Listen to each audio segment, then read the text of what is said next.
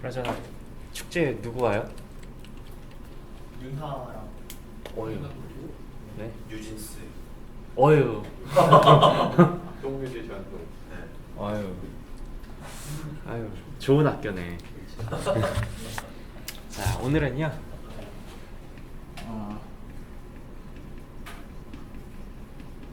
오늘은 가설검정 기초와 예제들을 다룰 겁니다. 9월 13일인가요, 오늘이? 네.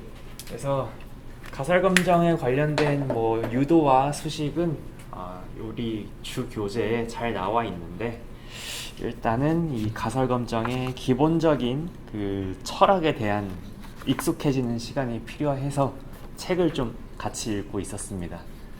자, 오늘은 앞부터 읽어볼까요? 저기 황주영 학생이 258쪽의 판단의 오류부터 한번 시작해서 259쪽까지 읽을 수 있을까요? 제13장 1절에서 든 4가지 예를 보면 연구자가 의사결정, 즉 판단할 때 옳은 판단과 바른 판단을 하는 연구가 있다.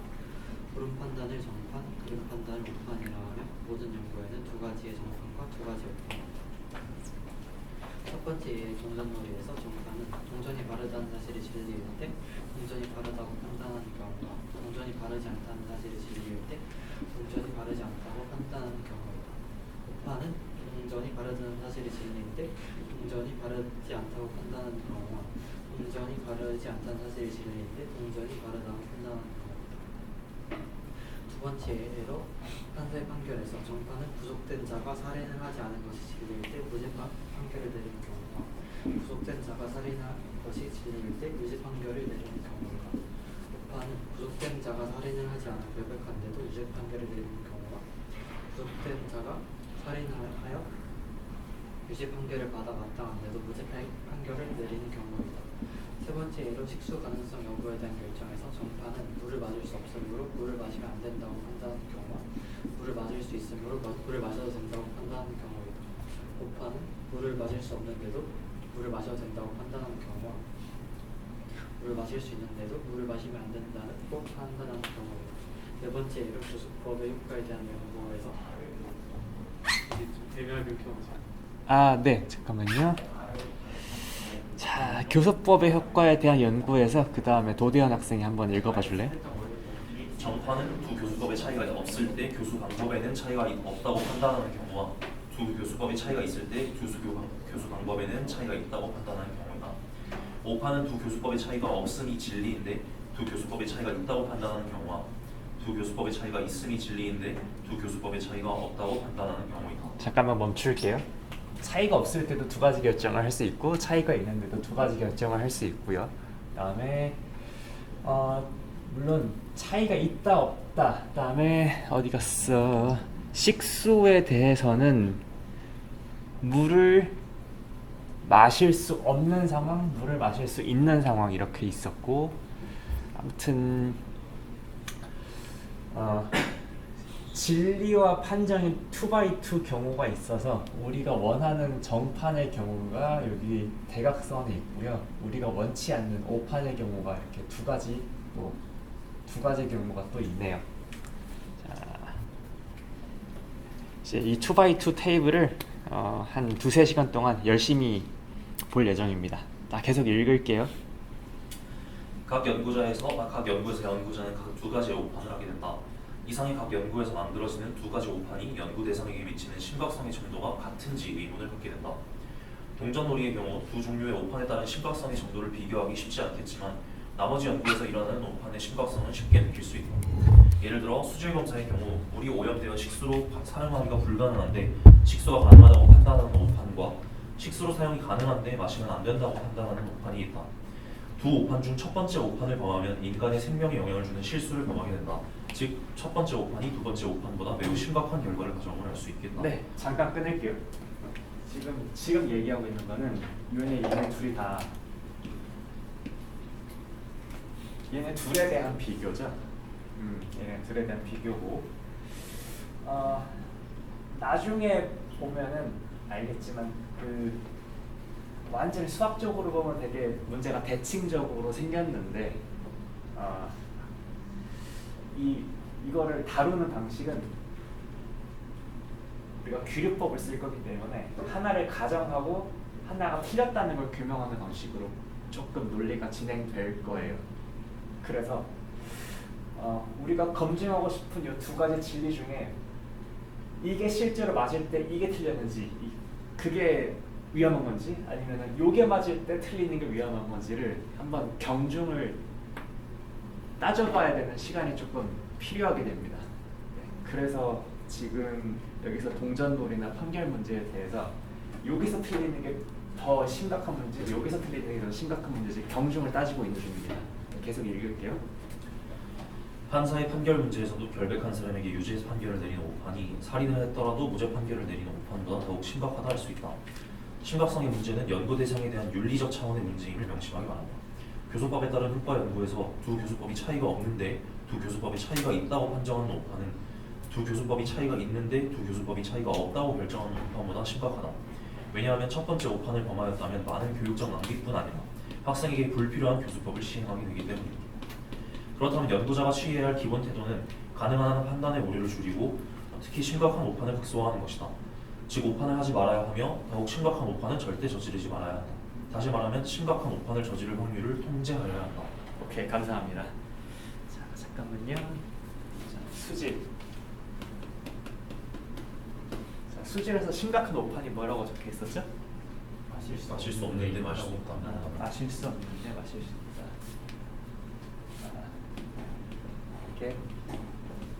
이게 진리죠? 판정이 마실 수 있다. 라는 것이죠. 그다음에 판결, 판사. 이건 동의해요? 오케이. 다음에 판사가 결백한데 유죄라고 내리는 거랑 유죄인데 무죄라고 판결 내리는 거랑 자, 어떤 게 더 심각한 문제라고 책에 적혀 있었나요? 결백한데 유죄라고. 네, 결백심이죠. 살인 안 한 거. 꼭 여기 X인데 O라고 하는 게 늘 치명적인 건 아니에요. 그냥 지금은 그렇습니다. 판정이 유죄.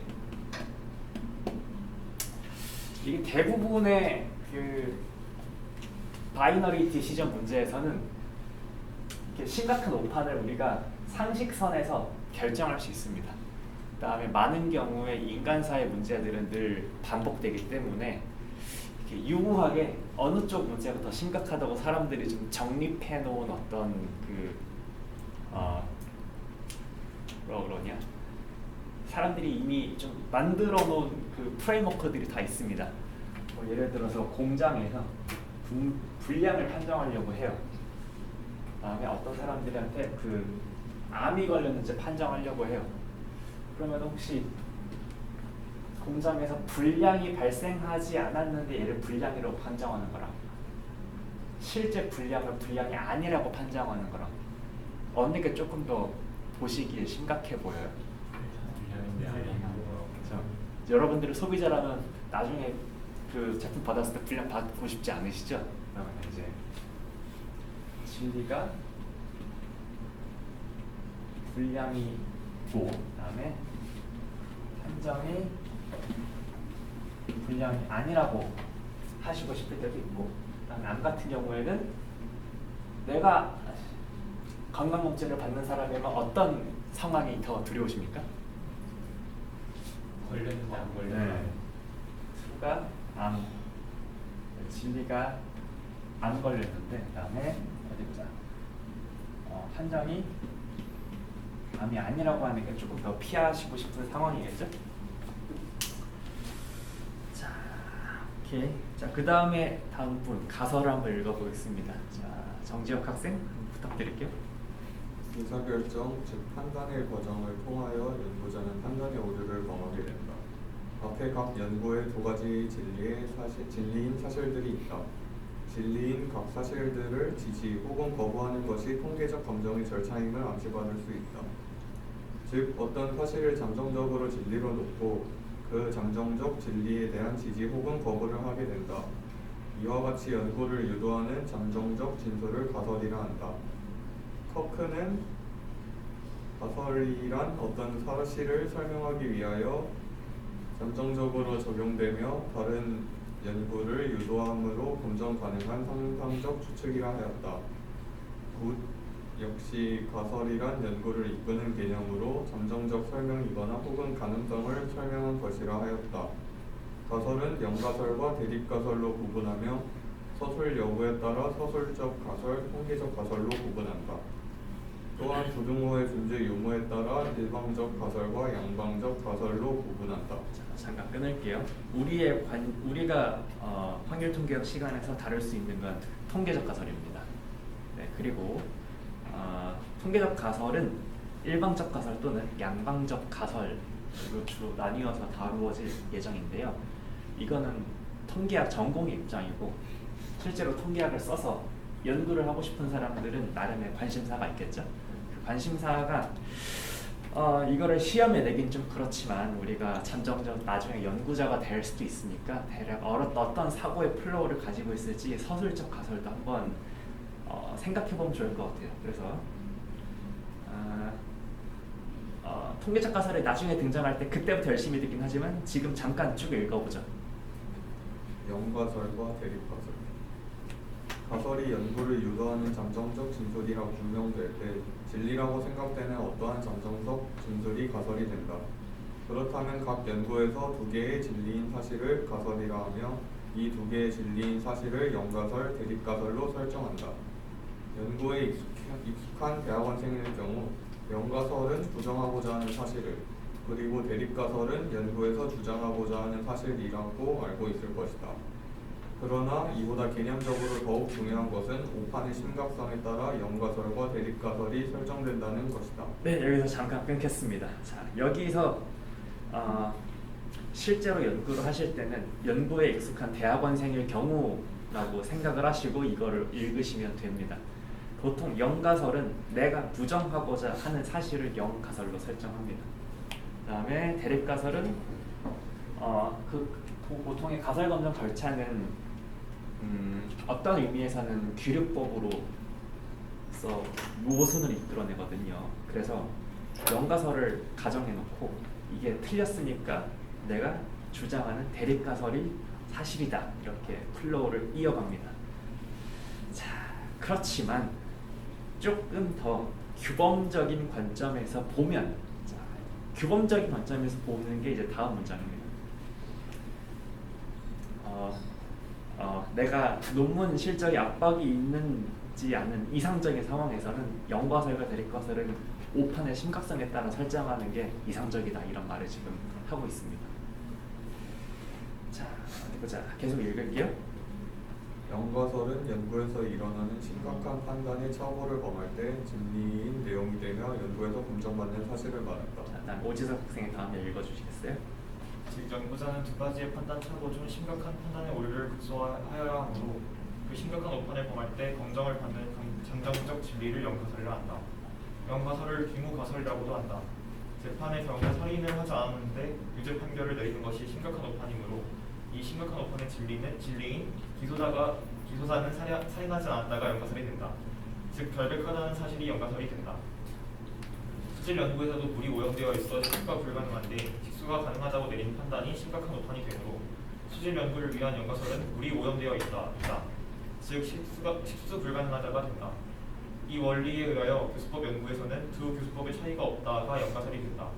일반적으로 영가설은 H0로 표기한다. 오케이, 스탑.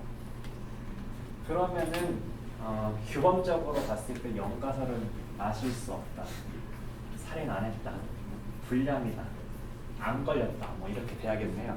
근데 꼭 통계적인 규모 가설이 꼭 이거를 따라가지는 않기도 합니다. 통계적으로 하려면 일단 계산이 가능해야 되는데 계산이 이렇게 했다가 좀 계산이 안 되는 경우도 있거든요. 그래서 제가 따로 수업 시간에 계속 언급을 하진 않겠지만 이게 진짜로 지금 설정된 영가설이 상식에선에서 봤을 때 오판의 심각성이 진짜로 있는 그게 영가설로 설정되어 있는지 한번 생각해 보시면은 도움이 되실 것 같아요. 자, 계속 읽을게요. 대립가설은 연가설이 부정되었을 때 진리를 넘는 잠정적 진술을 말하며 일반적으로 연구자가 연구에서 주장하고자 하는 내용이 담긴 가설이라 말할 수 있다. 대립가설은 HA 또는 H1으로 표기하며 연구자가 주장하고자 하는 가설이기 때문에 연구가설이라고도 한다. 연구자가 주장하고자 하는 가설을 대립가설로 설정하고 이를 연구가설이라 한다면 연구자의 입장에 따라서 연구가설, 즉 대립가설이 다를 수 있다. 예를 들면 재판의 경우 연구자가 검사라면 살인을 하였다가 연구가설이 되며 변호사라면 살인을 하지 않았다를 연구가설로 설정할 것이다. 연가설을 중심으로 생각하면 검사는 살인을 하지 않았다를 연가설로, 살인을 하였다를 대립가설로 설정할 것이다. 판사의 경우는 반대로 연가설과 대립가설을 설정하게 된다.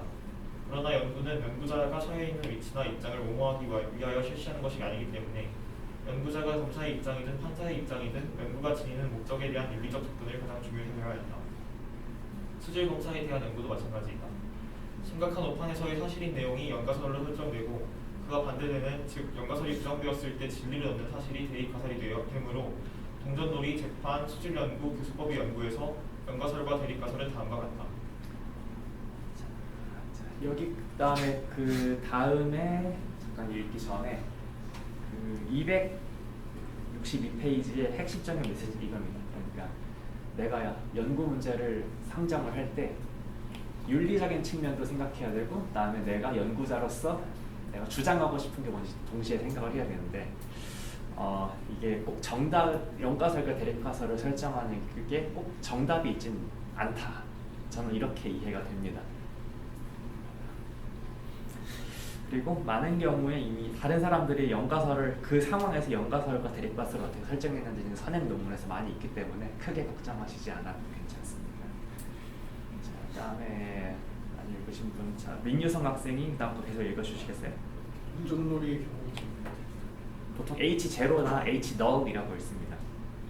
동전놀이의 경우 H0는 동전이 바르다, H1는 동전이 바르지 않다. 재판의 경우 H0은 살인을 하지 않았다, HA는 살인을 하였다. 수질검사의 경우 H0는 물이 오염되었다, HA는 물이 오염되지 않았다.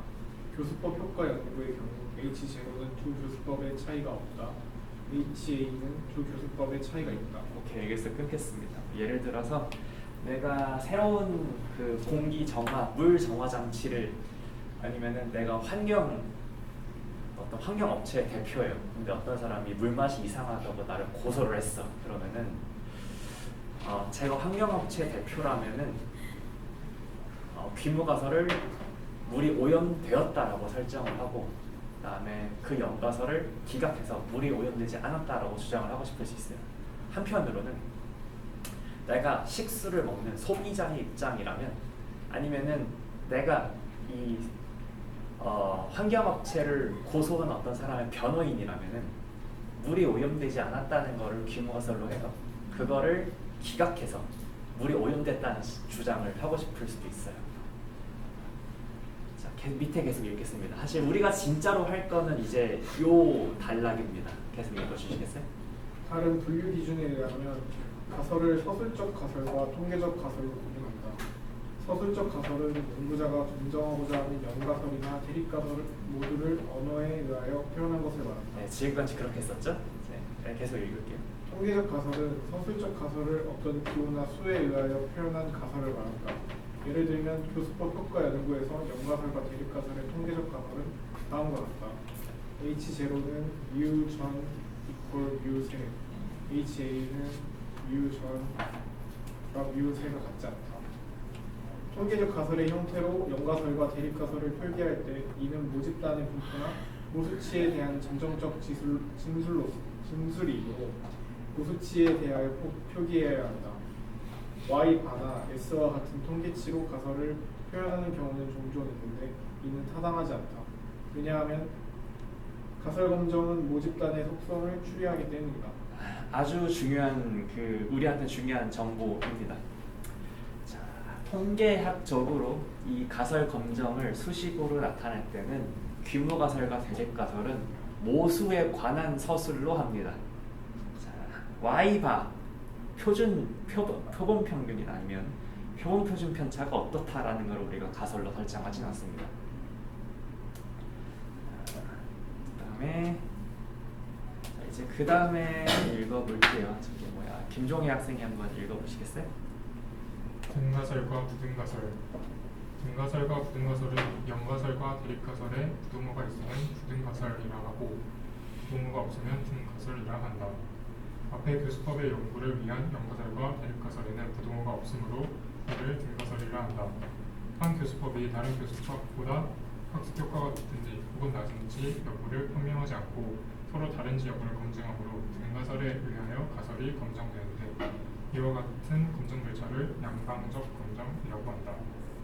만약 연구자가 새로운 교수법이 전통적인 교수법보다 학습 효과가 있음을 주장하고자 연구를 한다면 연가설과 대립가설의 통계적 가설은 다음과 같다. H0는 뮤전이 뮤세보다 크거나 같다. HA는 뮤선이 뮤세보다 작다. 이 가설에는 연가설과 대립가설의 부동어가 있음을 볼 수 있으며 새로운 교수법은 전통적 교수법보다 학습 효과가 같거나 낮음을 말해주는 연가설과 새로운 교수법은 전통적 교수법보다 학습 효과가 높음을 가정하는 대립가설로 되어 있다. 이러한 가설을 부등가설이라 한다.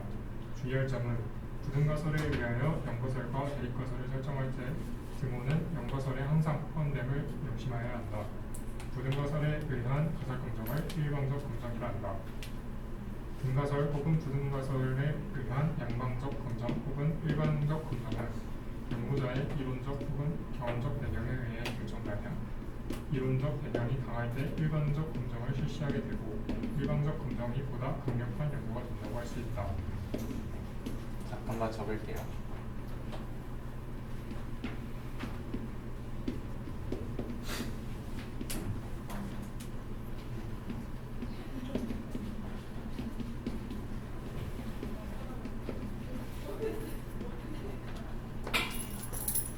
하나의 예입니다.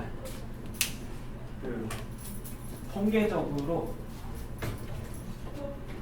규모 가설과 대립 가설을 설정을 할 때 논문 같은 걸 보면은 나는 원사이디드 테스트를 했다, 아니면은 원사이디드 하이파서시스가 있다, 아니면은 투사이디드 하이파서시스를 세웠다, 투사이디드 테스트를 했다, 이런 말들을 하고는 합니다. 그래서 용도에 따라서 어떤 내가 규명하고자 하는 방향이 좀 정해져 있으면은 위에 거를 선호하고요. 방향이 정해져 있지 않은 상황에서 가설을 설정하고 싶은 건 아래쪽을 선호하는데요. 뭐 어떤 상황에서 어떤 게 적합하냐라는 게 딱히 사실 정답이 있지는 않습니다. 그리고 나중에 이 이기장표 보시면 알겠지만 어떤 대체적으로 이게 모든 경우에 다 그러진 않겠지만 요 원사이디드 하이파서시스 같은 경우에는 H0가 이런 데의 경우를 조사하는 거는 사실 일단 뮤1이 뮤2일 경우를 먼저 조사를 하면은 그걸 이용해 가지고 규모가서 이럴 경우를 확장할 수 있는 경우가 많거든요.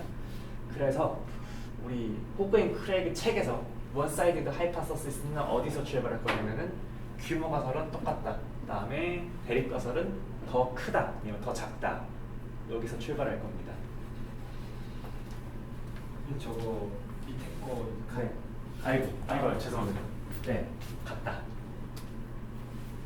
네.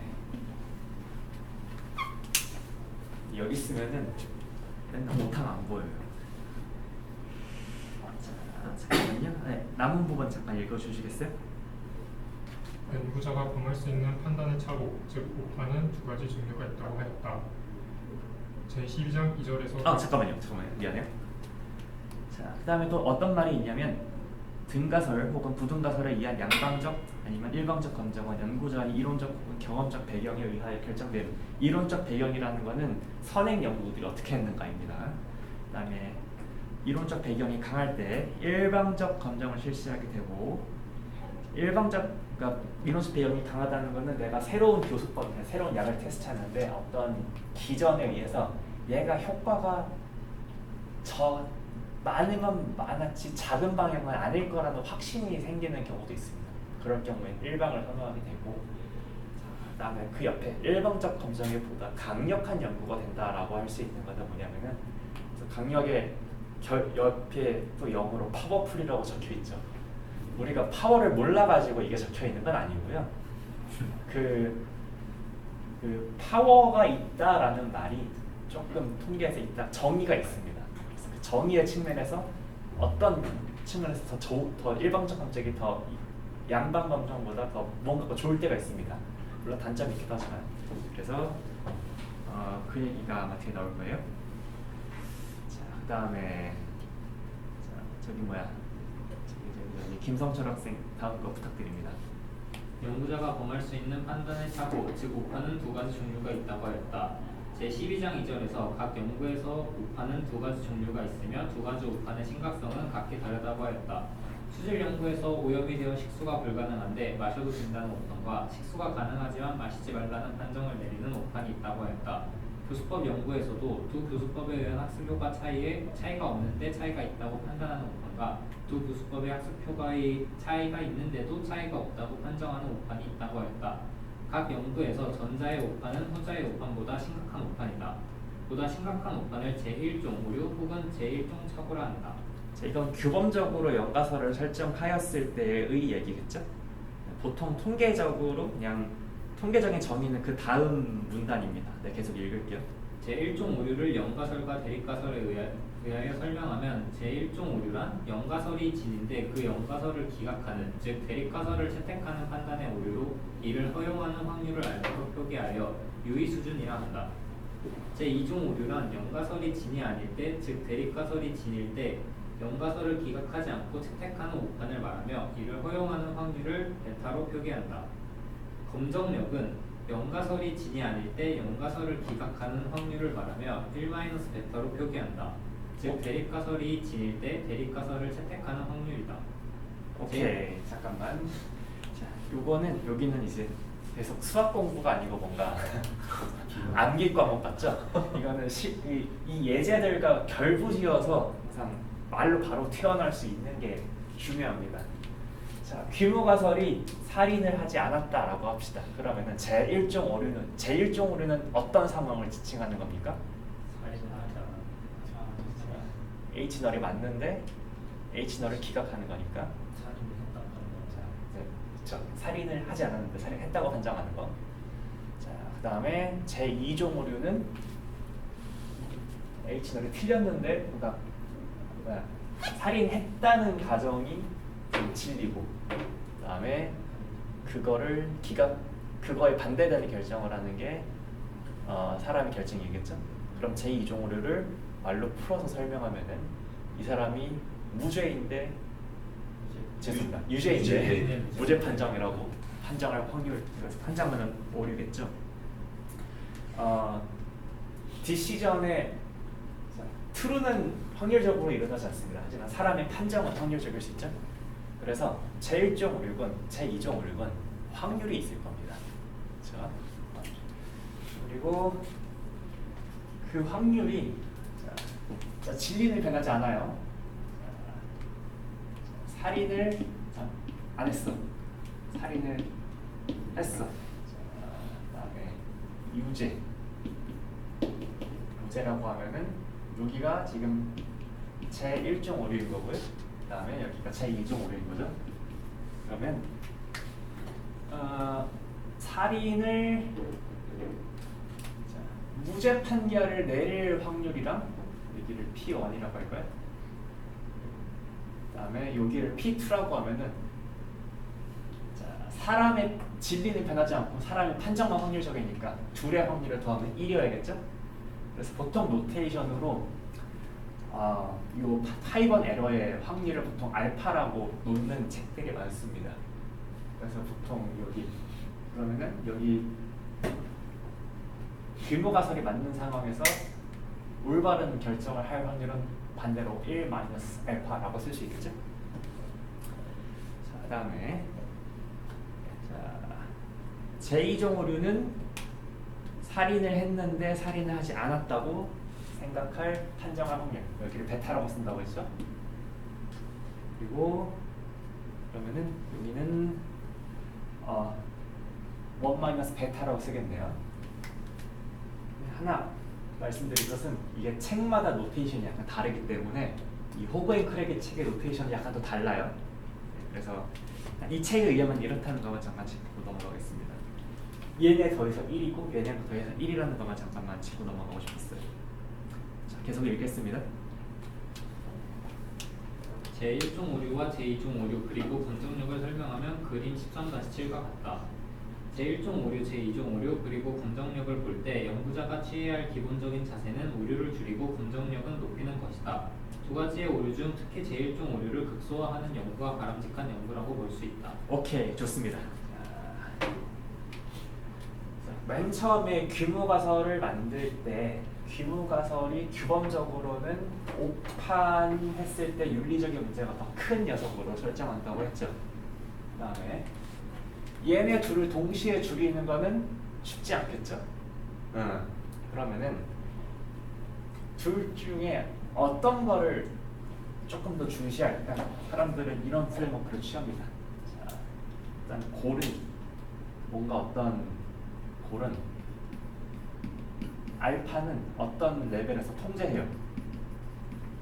예를 들어서 제1종 오류의 확률은 5% 미만으로 내가 5% 이하로 내가 하겠다. 내가 어떤 결정을 하는 로직을 만들어야지 이 결정이 널이 참을 때, 살인을 하지 않았을 때 유죄 판결을 내릴 확률을 0.05 미만으로 0.05로 바꿔나가도록 어떻게든 디자인을 하겠다. 이런 먼저 이런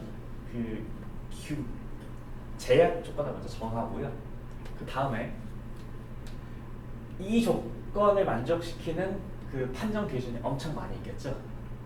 그 수많은 판정 기준 중에서 제2종 오류를 가장 낮추는 것이 무엇일까를 이제 사람들이 고민을 합니다. 지금은 익숙치 않을 수 있어요. 근데 자꾸 반복하면은 이제 익숙해질 겁니다. 그래서 여기서 책에서 제1종 오류를 극소화하는 연구가 바람직한 연구라고 한 거 지금 요걸 얘기한 거고요.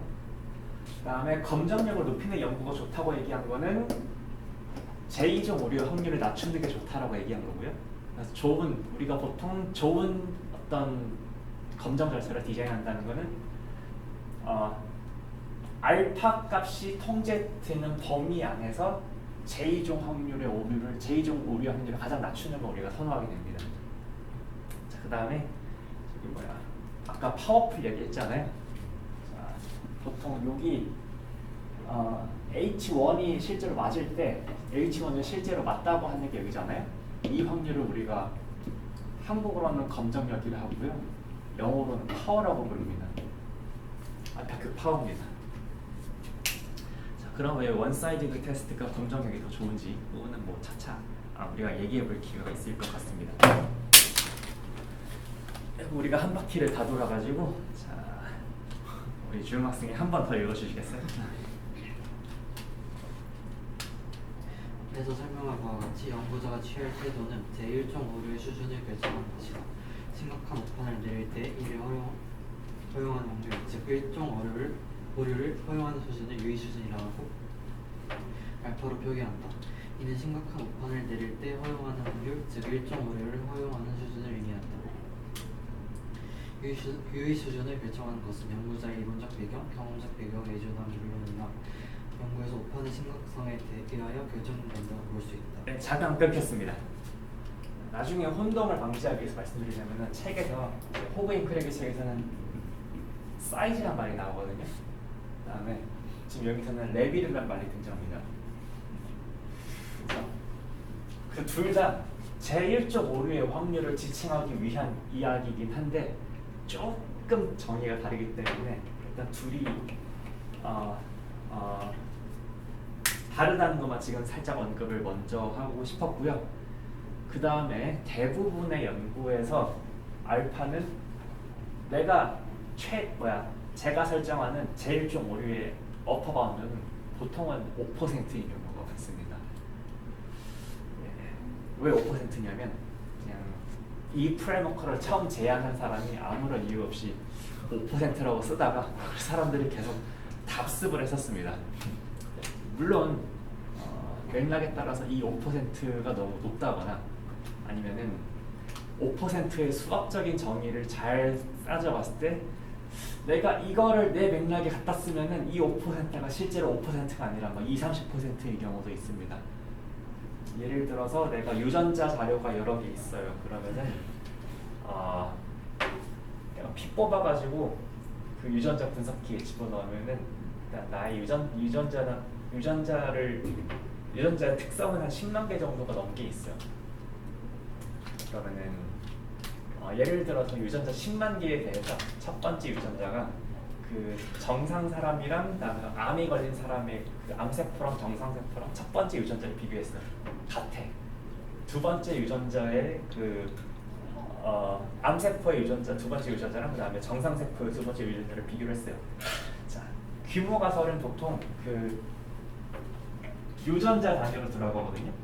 그러니까 뭐 예를 들어서 내가 이 통계적 가설 검정을 이용해서 10만 개의 유전자 중에 과연 이 규모 가설을 기각하는 유전자가 10만 개 중에 몇 개나 되냐 이런 거를 궁금해하는 경우도 있거든요. 그렇다는 거는 내가 이 가설 검정을 10만 번 한다는 얘기가 됩니다. 네, 가설 검정을 한 번 한 게 아니라 10만 번 할 때는 조금 더 조심해야 되는 게 있어요. 자, 이때 제가 딴소리를 해서 미안합니다. 일단 지금은 가설 검증은 딱 한 번만 한다고 가정하겠습니다. 자, 계속 읽을게요. 예를 들어 수질 연구에서 제1종 오류는 매우 심각한 영향을 주므로 오판을 해서는 안 된다. 그러므로 심각한 오판을 저지를 확률이 유의 수준 0에 가까워야 한다. 다음 예로 판세 판결에서 오판의 심각성은 수질 연구에서의 오판의 심각성보다 덜하므로 제1종 오류를 범할 수 있는 유의 수준을 수질 검사보다 다소 높게 설정할 수 있으나 이 또한 다수의 생명 먹지 않는 개인의 인권과 결부된 문제이므로 유의 수준은 극히 낮아야 한다. 교수법 연구에서의 제1종 오류의 심각성은 앞에도 연구보다는 오판의 심각성이 덜하므로 유의 수준을 높게 설정할 수 있다. 특히 동전놀이에서 의사결정에 따른 오판의 심각성은 대단한 것이 아니므로 여유를 가지고 유의 수준을 설정할 수 있다. 일반적으로 경험사회과학에서 유의 수준은 0.05 또는 0.01로 설정하고 있다. 물론 연구자가 이론적 배경이 강하면 유의 수준을 낮출 수 있다. 유의 수준의 설정은 연구가 시작되기 전 연구자에 의하여 결정되어야 한다. 왜냐하면 의사결정의 기준이 되기 때문이다. 자료 분석 결과에 따라 유의 수준을 변경하거나 유의 수준을 퍼센트로 나타내는 경우는 잘못된 것이다. 특히 컴퓨터가 찍어낸 결과 P값을 그대로 유의 수준으로 옮겨 넣는 것 또한 유의 수준을 이해하지 못한 것이다. P값이란 그와 같은 통계값이 나올 확률을 의미하는 것이지 어떤 판단의 실수를 허용하는 기준이 되지 않는다. 많은 연구에서 유의 수준에 대해 잘못 해석하고 있다. 유의 수준이란 H널이 진일 때 H널이 진이 아니라고 오판하는 즉 실수할 확률을 말한다. 유의 수준에 의한 가설 검정 결과 해석은 제14장 1절 동전놀이를 통한 가설 검정과 제15장 3절 단일 부분 Z 검정에서 자세히 설명합니다. 오케이, 좋습니다. 여기서 일단 중요한 문장은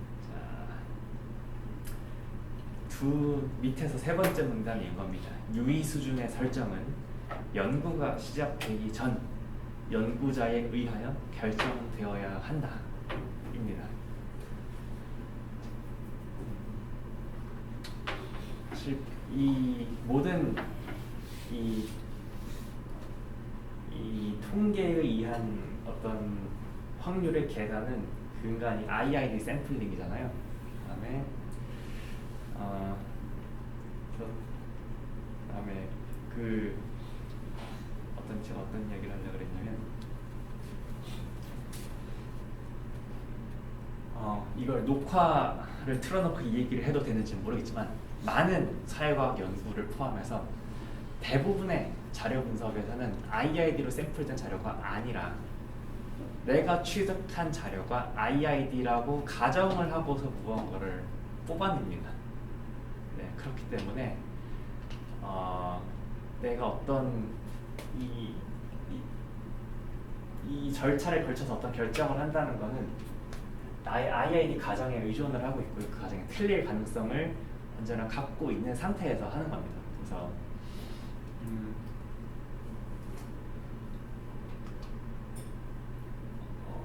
어떻게 말해야 되나?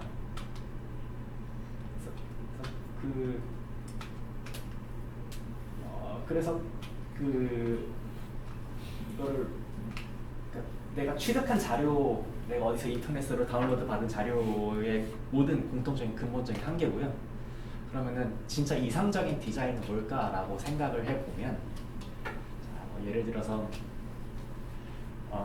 직관을, 내가 이상적으로 생각하는 연구가 뭘지에 대해서 직관을 가져보려면은 내 몸에 들어가는 거라고 생각하면은 조금 더 엄격해질 수 있습니다. 자, 내 몸에 약 하나를 먹으려 그래. 신약을 하나 먹으려 그래요. 근데 그 신약이 그냥 아무렇게나 뽑은 1000명에 대해서 일단 먹여본 다음에 그 효과를 재서 평균을 내는 거 약간은 믿을 수 없을 수도 있죠. 어떻게 하는 게 좋을까?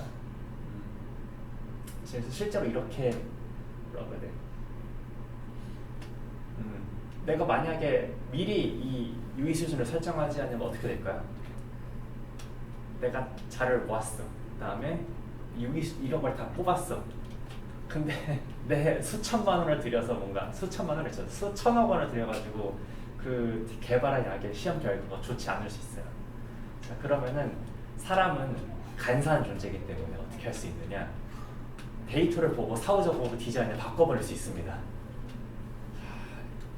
이게 혼자 하면은 좀 윤리적인 문제가 없을 수 있어요. 근데 이게 조직적 개개인의 양심은 참 투철할 수 있습니다. 그렇지만 이게 이미 몇 조가 투입된 어떤 실험이라면, 그다음에 내가 잘리지 않기 위해서는 상부에서 시키는 대로 약간 행동할 수밖에 없겠죠. 그래서 연구 부정을 저지를 가능성이 너무나 커집니다. 그래서 특히나 사람의 생명이 걸린 신약 개발에 관련된 경우에는 이 리서치 플랜과 이 유의 수준을 미리 정해서 낸 다음에 그거에 의해서만 결정을 합니다. 그다음에 어떤 일이 있었냐면, 옛날에 팬데믹 시기에 어떤 제약회사에서 사전에 공지되지 않은 결과로, 사전에 디자인을 집어넣지 않은 결과로 조금 시그널이 좋겠다가지고 이거 신약 허가해달라고 이렇게 요청한 적이 있습니다. 그게 어떻게 됐을지는 저도 잘 모르겠어요. 하지만 이게 코로나 시국이라서 그게 그런 결과임에도 불구하고 시판 허가가 났었을 수도 있지만, 보통의 경우에는 시판 허가가 잘 나지 않을 겁니다. 자, 아무튼 여기까지 해가지고 가설 검정의 개요를 한번 살펴봤습니다. 자, 요컨대 진리도 2가지고 판정은 2가지. 그다음에 판정은 데이터레이션이고, 판정은 확률적이고, 판정은 늘 오류를 수반한다. 그러므로 오판에는 2가지 종류가 있고, 제1종 오류와 제2종 오류가 있다.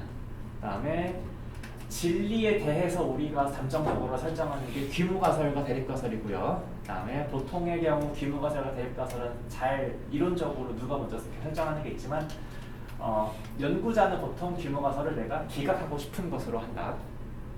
그다음에 통계적으로 보면은 규모가설이 이렇게 느린 경우가 뭘 하기에 좋습니다. 자, 그다음에 이쯤 하고서 이제 저기 뭐야 강의 노트를 한번 살펴보려고 하는데요. 자, 조금 다양한 규모가설의 경우를 한번 좀 볼까 싶어서 책을 하나만 더 펴보겠습니다. 여인권 교수님의 그 통계학 책 한번 펴보겠어요?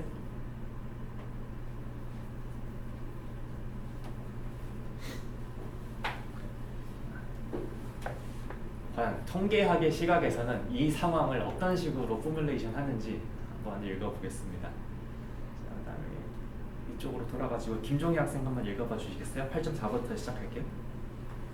가설 검정의 개념과 원리. 명제 A면 B다에 대해 명제 B가 아니면 A가 아니다를 처음 명제 A는 B다의 대우라고 한다. 명제 A는 B다가 참이면 그의 대우 B가 아니면 A가 아니다는 참이 된다. 따라서 어떤 이론을 증명하는 데 있어 직접적으로 보이기 어렵거나 복잡할 때에는 그 이론의 결과가 틀렸다는 가정하에 모순을 도출하여 증명하기도 한다. 예를 들어 루트 2는 무리수이다 라는 것을 보이기 위해 루트 2가 유리수이다 라고 가정한다면 루트 2는 2분의 a로 표시될 수 있고 몇 단계를 거치면서 a와 b는 2의 배수가 되는데 이는 a와 b가 서로서라는 것을 모순이 되기 때문에 루트 2는 무리수이다 라고 불린다. 이와 같은 증명법을 수학에서는 귀류법이라고 한다. 여기서 귀류법을 언급한 이유는 귀류법의 절차가 가설검정 과정과 유사하기 때문이다. 통계적 가설검정의 과정을 수행하기 위해서는 몇 가지 용어에 대한 이해가 있어야 한다. 그래서 네. 가설 검정은 모집단의 모수 또는 분포에 대해 추측이나 주장을 설정하고 이것의 옳고 그름을 표본으로부터 얻어진 정보를 이용하여 확률적으로 판정하는 과정이다. 도대현 학생 부탁드립니다. 이때 모수 또는 분포에 대한 추측이나 주장을 가설이라고 한다. 앞에서 언급한 것과 같이 가설 검정을 하려면 기본적으로 참과 거짓으로 나누어지는 두 가지 가설이 필요한데 이 두 가설을 귀무 가설과 대립 가설이라고 한다. 대립 가설은 표본에서 얻은 정보를 이용하여 우리가 입증하고자 하는 가설로 앞으로 H1으로 표시한다. 귀무 가설은 0가설이라고도 하며 일반적으로 H0로 표시되는데 대립 가설과 반대되는 형태를 가지며 검정의 대상이 되는 가설이다. 통계적 가설 검정에는 우리가 보이고자 하는 대립 가설이 옳다는 것을 직접적으로 보이지 않는다. 자료로부터 대립 가설의 반대가 되는 귀무 가설이 잘못되었다는 충분한 근거를 찾으면 대립 가설이 타당하다고 주장하는 것이다. 오케이, 여기서 끊을게요. 자, 그 설명이 상당히 간단해졌죠? 자, 그다음에 그 밑에 예제 8.4부터 한번 읽어보겠습니다. 기존 초코파이의 평균 칼로리는 165kcal였다고 하자. 가설 검정을 통해 새로운 초코파이는 기존의 초코파이보다 칼로리가 낮다는 것을 보이고자 한다면 대립가설 H1은 U가 165보다 작다이고 귀무가설 H0은 U가 165보다 크거나 같다가 된다. 다음 남녀의 출생 성비가 다르다는 것을 보이고 싶다고 하자. 남아의 출생 비율을 세타라고 하면 여아의 출생 비율은 1-세타이기 때문에 출생 성비가 다르다는 것은 세타는 1-세타와 다르다가 된다. 그러므로 대립가설 H1은 세타가 0.5가 아니다이고 귀무가설은 H0은 세타는 0.5이다가 된다. 오케이. 민유성 학생 다음에 부탁드립니다. A 전공 졸업생의 취업률을 세타 A가 B 전공 졸업생의 취업률을 세타 B보다 높다는 것을 보이고 싶다고 하며 대립가설은 H1 세타 A는 세타 B보다 크다이고 귀무가설은 H0 세타 A가 세타 B보다 작거나 같다가 된다. 이 책을 읽고자 한 건 이제 그 다음 단락 때문입니다. 한번 읽어볼까요? 어떤 상황에서는 예전과 차이가 없는 것을 보이고자 하는 경우가 있다. 예를 들어 어떤 제품을 만드는 새로운 방법은 비용이나 시간 등을 고려했을 때 기존의 방법보다 훨씬 경제적인 방법인데 그 제품의 품질은 기존의 방법과 비교해 차이가 없다는 것을 보이는 것이다. 최근에 글로벌 제약회사에서 독점적으로 판매했던 약의 특허권이 소멸되면서 국내 제약사에서는 제네릭 의약품이라고 하는 국제약을 개발하여 판매하고 있다. 하지만 많은 경우 제약사의 기계 설비 및 제조 과정에서의 노하우 등이 다르고 제조에서의 미세한 차이가 약의 효능에 영향을 줄 수 있다. 그렇기 때문에 동일 성분이라고 하더라도 효과가 같은지에 대한 검증이 필요하다. 그러므로 특허 기간이 완료된 오리지널 약의 제네릭 약의 효능을 비교해야 된다. 이 경우 제네릭 약의 효능은 세타 B라고 얘기하면 됩니다. B 기존 오리지널 약의 효능을 B0라고 하며 가설 검증을 통해 보이고자 하는 것은 B-B0가 임상적으로 차이가 없다는 구간 마이너스 델타부터 델타까지 있다는 것을 보이는 것이다. 즉 귀무가설과 대립가설은 다음과 같이 설정된다. H0는 절대값 B-B0가 델타보다 크거나 같다. H1은 절대값 B-B0보다 델타가 크다. 델타가 더 크다.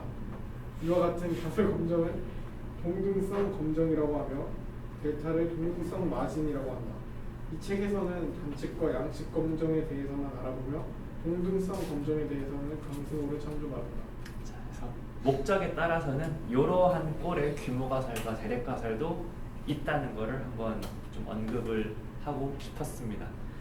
특히 여러분들의 경우 돈을 조금 쉽게 볼 수 있는 방법이 옆에 서울대병원에 그 임상 실험 참가자 모집 이런 거 있습니다. 그러면은 예를 들어서 프로페시아라는 탈모약은 조금 비싸요. 근데 그 옆에 그 계열이 뭔가 피나스테리드라는 약제인데 그거를 복제한 약이 조금은 더 쌉니다. 우리나라에서 만든 게 많고요. 왜 이걸 잘 아는지는 물어보지 마십시오. 자, 잠깐만 아무튼 저기 옆에 임상시험 그 센터 같은 데서는 시험 참가자를 모집해가지고 그 시험 두 군으로 나눠가지고 한 군은 원래 오리지널 약을 먹이고 그다음에 다른 군은 이제 제네릭 약, 새로 만든 제네릭 약을 먹여서 효능의 차이가 있는지 아니면 꼭 효능 말고도 부작용 같은 거 있죠. 이 사람의 뭐 혈당 수치 아니면 뭐 요산 단백질 이런 수치 등을 다 비교해서 차이가 크게 있는지 없는지를 한번 살펴봅니다. 제가 학부생 때는 5일 들어가면 한 100만 원 줬었습니다. 지금 어떻게 될지 모르겠네요. 그 다음에는 비슷한 내용이니까 혹시 시간 되시는 분은 각자 읽어보도록 하고요. 이제 강의 노트를 한번 살펴보도록 하겠습니다.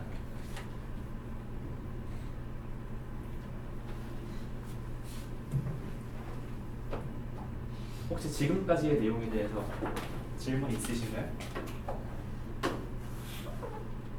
아직은 너무 뜬구름 잡는 것 같죠? 자, 이제는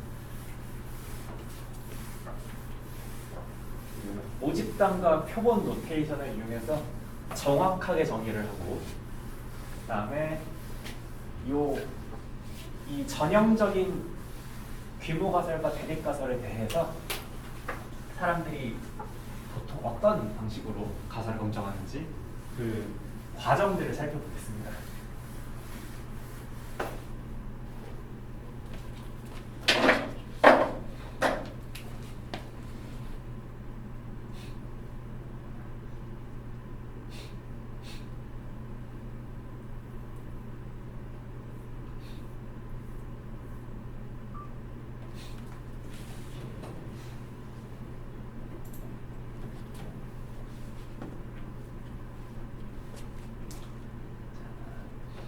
펴셨나요?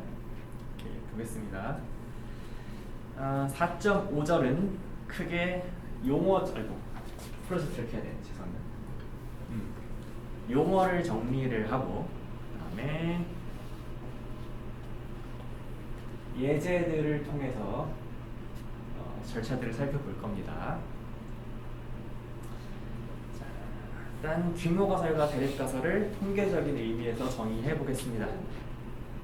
일단 let n개의 임의 표본을 PDF가 세타에 대해서 모수화되어 있는 패밀리에서 세타는 지금 어딘가 고정되어 있는 거고요. 그다음에 이 분포에서 이제 n개의 랜덤 샘플을 IID로 뽑았습니다. 그다음에 논의의 편의를 위해서 우리가 p 세타라는 말 노테이션을 잠깐 도입하겠습니다. 뭐냐면은 P세타는 요 PDF를 요 녀석으로 가지는 확률 분포를 그냥 우리가 P세타라고 한번 언급을 해보겠습니다.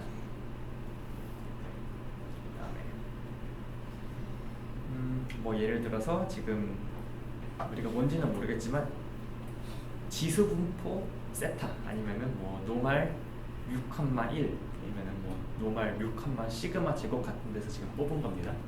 근데 뮤랑 시그마 그다음에 뮤랑 시그마 제곱이 어디에 분포해 있는지는 모르지만 지금 오메가는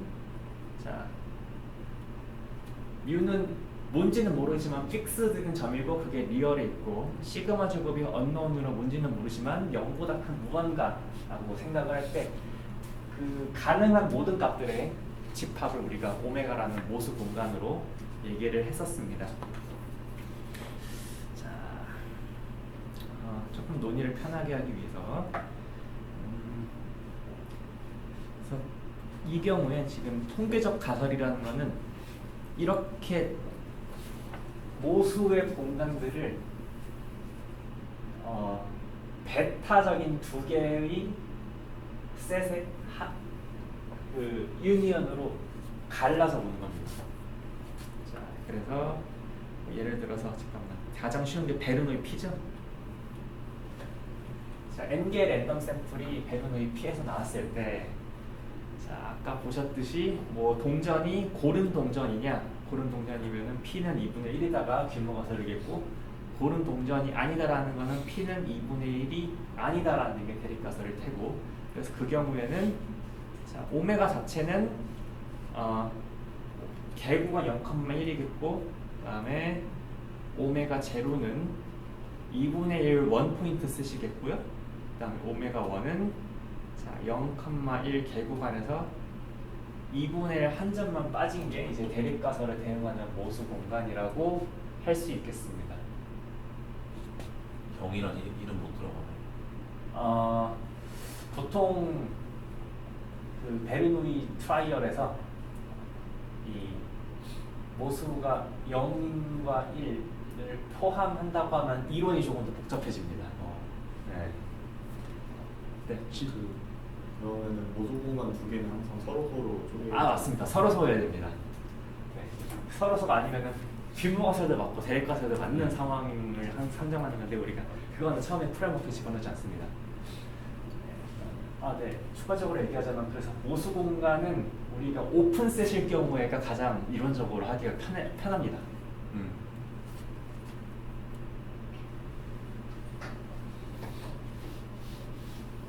자, 그다음에 뭐 예를 들어서 그다음에 또 뭐가 있냐? 자, 다른 예제가 뭐가 있을까요? 조금 뒤에는 안 나오긴 하는데, 잠깐만 예를 들어 보면은 노말 뮤, 시그마 제곱으로 시그마 제곱이 알려져 있는 경우라고 하면은, 자, 뭐 그 평균이 아까 165가 있었나요? H0가 뮤가 165고 H0가 뮤가 165가 아니라고 하면은, 이거 H0에 해당하는 모수 공간은 뭐였어요? 그냥 165 원포인트 쓰시고요. 그 다음에 H1은 뭐 마이너스 그 리얼 전체에서 165만 뺀 원 셋이 되겠죠? 그 다음에 만약에 이게 조금만 복잡한데 우리는 버추얼리티가 있으니까 한번 여러분을 비춰 써보겠습니다. 자, 이렇게 뮤랑 시그마 제곱이 모두 언노운인 경우가 보통 우리가 관심 있는 경우죠. 근데 이런 경우에 우리가 보통 케이스인데, 우리가 굳이 표준편 모집단의 분산에 대해서는 그렇게 관심은 없고, 그냥 그래서 평균이 160이냐 165가 아니냐만 관심이 있을 수 있습니다. 어차피 얘는 산포의 측정이지, 산포를 측정하는 거지 우리의 그 관심사랑 관심 없을 수 있잖아요. 이런 경우에는 오메가 제로가 어떻게 되겠습니까? 165, 뭐 그냥 리얼 플러스로 쓸게요. 그리고 자, 이때는 모수 공간 전체는 리얼 플러스 카르테시안 프로덕트. 자, 죄송합니다.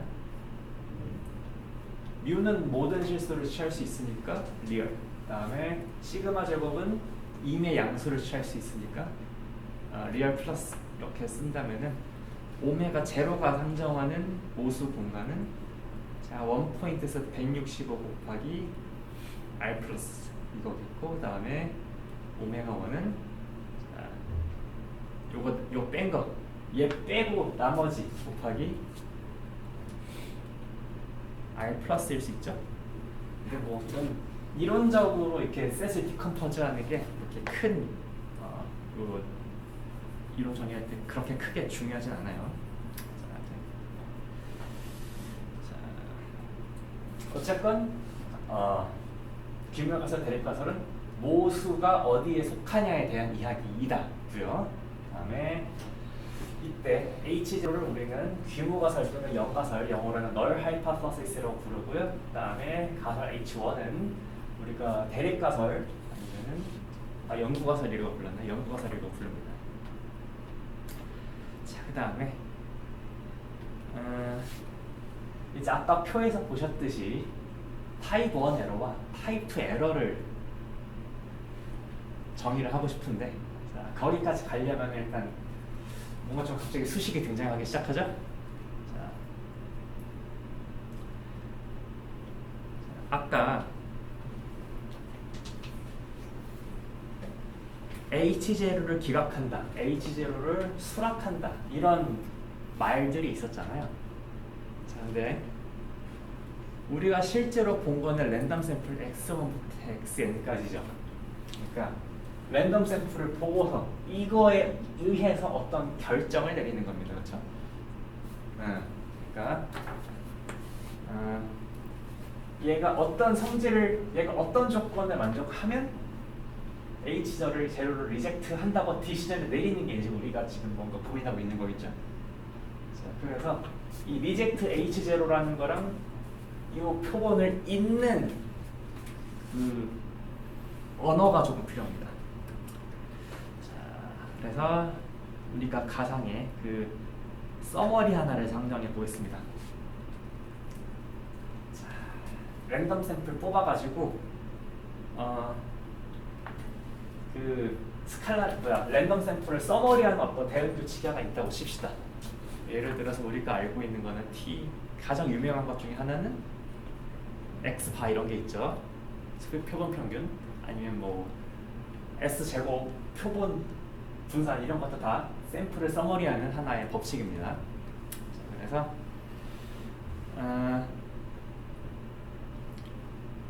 우리가 귀무가설을 기각한다는 행위는 자, 어떤 셋 C를 잡아서 C 안에 자, 요 계산한 어떤 수치가 자, 검정통계량이라는 불리는 수치가 요 안에 들어가냐 들어가지 않냐로 이제 H0를 기각하냐 기각하지 못하냐 이렇게 연결을 지어 보겠습니다.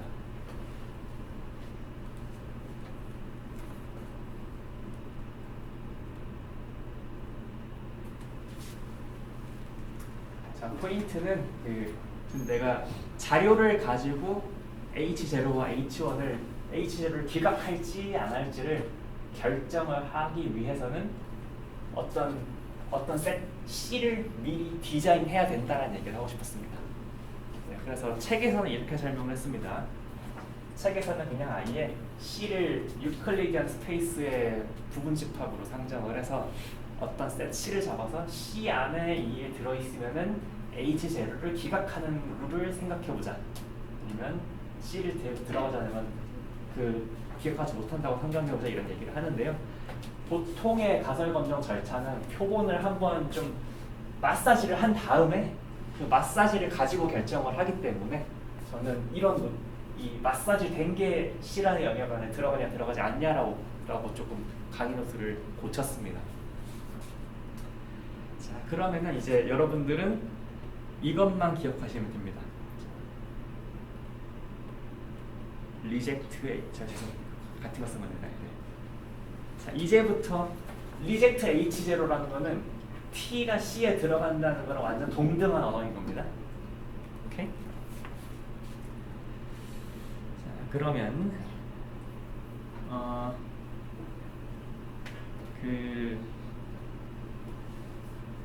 H0가 true일 때 자, 아까 보셨듯이 H0가 true일 때 H0를 리젝트할 수도 있고 H0를 리젝트하지 않을 수도 있죠.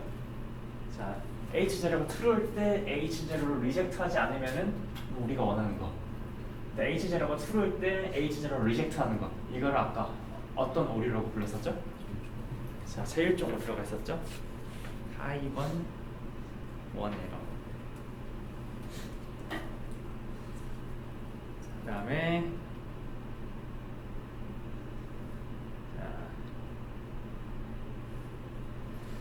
그러면은 일종 오류의 확률을 수식으로 어떻게 쓸 수 있을까요?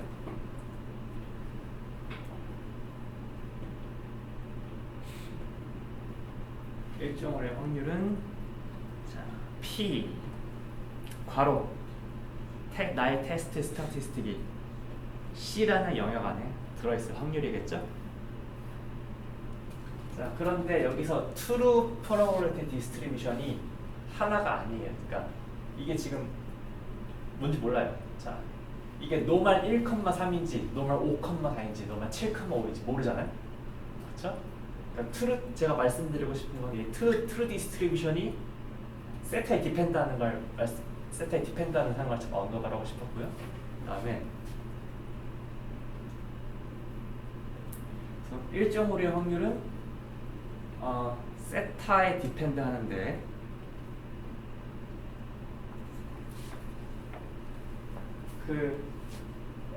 요게 말하는 거 지금 H0가 true라는 상황을 지금 수식으로 쓴 거고요. 그런데 H0가 설령 true라고 해도 H0가 대표하는 모수 공간 안에서 세타가 어떤 값이냐에 따라서 1.5의 확률이 true 세타가 뭐냐에 따라서 조금씩 달라질 수 있죠. 네, 그래서 뒤에 보시면은 자 지금 이게 지금 세타에 따라 달라집니다.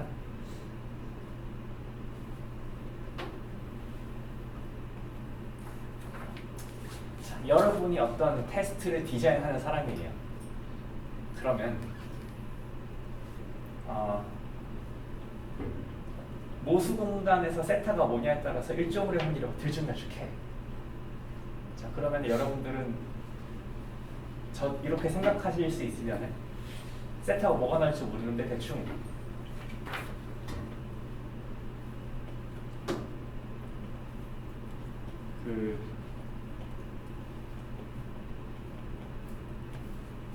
세타가 뭐 H0가 true일 때 뭐일지 모르니까 그것들 중에 요 값의 최대 확률을 내가 5%로 컨트롤하고 싶지 않을까요? 네. 자, 이 생각이 합리적이죠?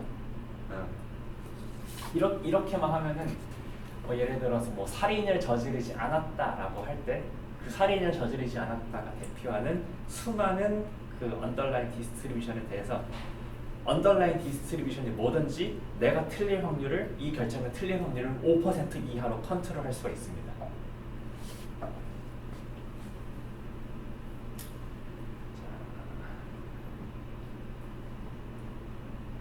이 얘기가 중간에 등장하니까 잠깐만 이걸 다시 지울게요. 아무튼 여기서의 목표는 1.5의 확률을 이렇게 한번 써보는 거였고요. 그다음에 밑에 좀 읽으면 끝나겠네요.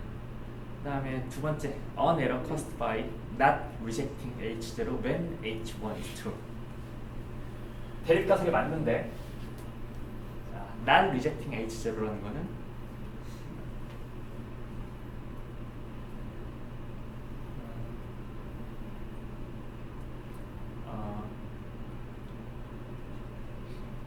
제가 H0를 부정하지는 못하는 거니까 대충 비슷하게 accept H0라고 생각해도 되겠죠? 제가 의도적으로 not rejecting이라고 쓴 거는 조금 그 배경이 있는데요. 사실 철학적으로 봤을 때 규모가설을 accept하는 건 약간 좀 이상하긴 합니다. 그래서 그 규모가설은 accept한다라기보다 not reject한다라는 말을 가장 많이 씁니다. 어쨌건 우리가 원하지 않는 상황이죠. 오류의 상황이고 아까 보셨다시피 얘는 제2종 오류라고 부릅니다. 타입 2 에러.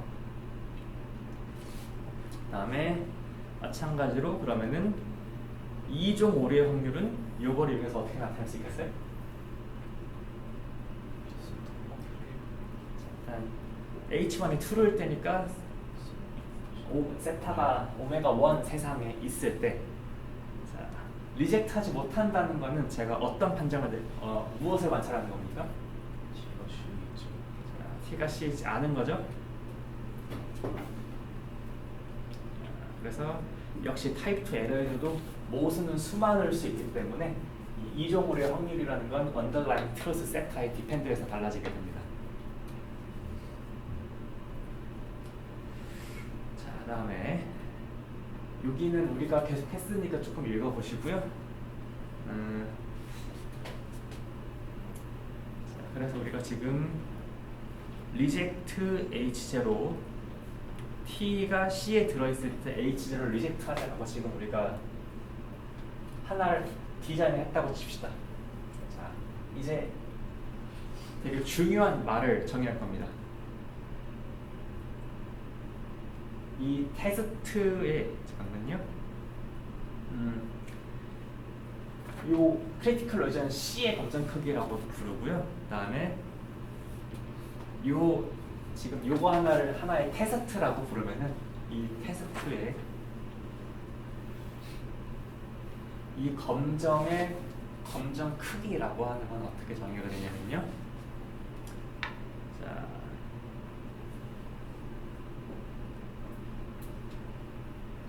맥스 아까 보셨던 겁니다. 귀무가설이 맞는 상황에서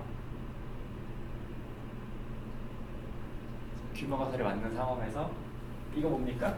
귀무가설이 맞는 상황이면 지금 이 행위는 H0를 리젝트했다는 거니까 귀무가설이 맞는 상황에서 H0를 리젝트할 확률의 최대값. 귀무가설이 맞는 상황에서 타입 1 에러의 오류의 최대값입니다. 그다음에 우리가 이 검정 절차에서 컨트롤하고 싶어하는 수치고요. 네, 이 컨트롤하고 싶어하는 수치를 아까 보셨던 책에서는 significance level이라는 말을 쓰는데 여기서는 이 책에도 significance level이라는 말이 등장하기는 하는데 더 엄격하게 이거 자체는 검정 크기 사이즈라는 말로 정의를 합니다.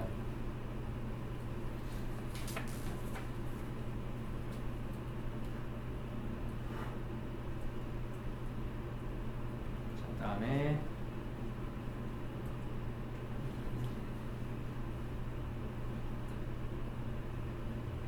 마지막으로 시그니피컨스 레벨과 사이즈의 차이.